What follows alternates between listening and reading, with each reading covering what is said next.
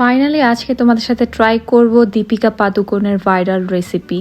আসলে এটা ভুটানের একটা ভাইরাল রেসিপি। এটা হচ্ছে চিলি অ্যান্ড চিজ, এটাকে বলা হয় এমা দাচ্ছি আই থিঙ্ক।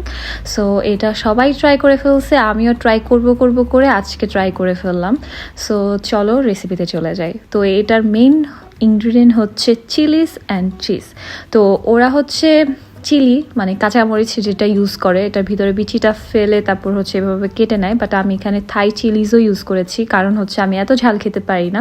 থাই চিলি হচ্ছে একটু ঝাল কম, তো কালারের জন্য আমি হচ্ছে এখানে ইয়েলো, গ্রিন, রেডটা ইউজ করেছি।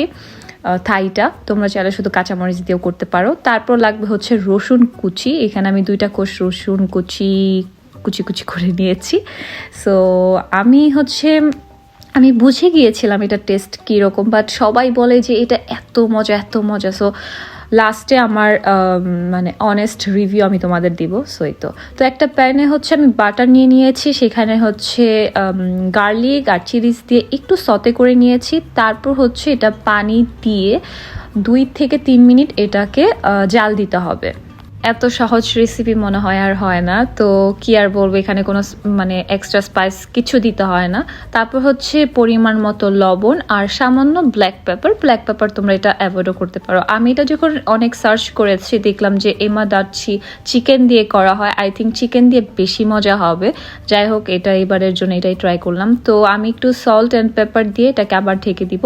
একটু গ্রেভি থাকতে হবে, সো পানির পরিমাণটা যেন একটু বেশি হয়। আর এখানে চিজ হচ্ছে যেই চিজটা আমরা বার্গারের জন্য ইউজ করি, এরকম স্লাইস করা কাটা থাকে, এই চিজটাই ইউজ করতে হবে। মোৎসারেলা দিলে এত ভালো হবে না। তো তোমরা চেডার চিজও দিতে পারো, এরকম হোয়াইট চিজও দিতে পারো, এটা এখন সব জায়গায় অ্যাভেলেবল এই চিজগুলো।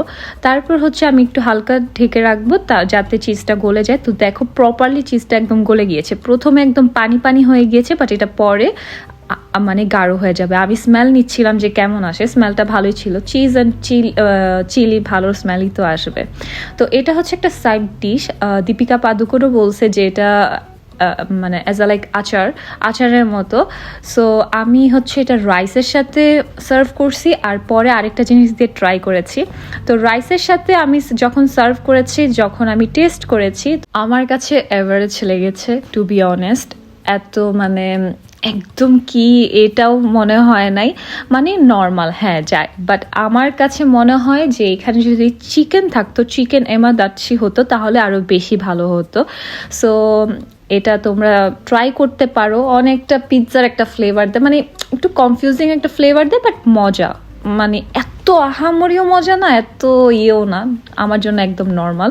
তারপর আমি চিন্তা করলাম ব্রেড দিয়ে খেয়ে দেখি, যেহেতু এটা সাইড ডিশ। তো আমার কাছে ব্রেড দিয়েও ভালো লাগছে, ব্রেড দিয়ে ভালো লাগছে বেশি রাইসের থেকে। সো এখন এটা সবারই পার্সোনাল টেস্ট। আমার কাছে নর্মালি মনে হয়েছে, কারণ হচ্ছে চিজ অ্যান্ড চিলি, এখানে আর কি হবে। বাট ইয়েস, ট্রাই করতে পারো, একদমই ফালতু রেসিপি না, মজাই।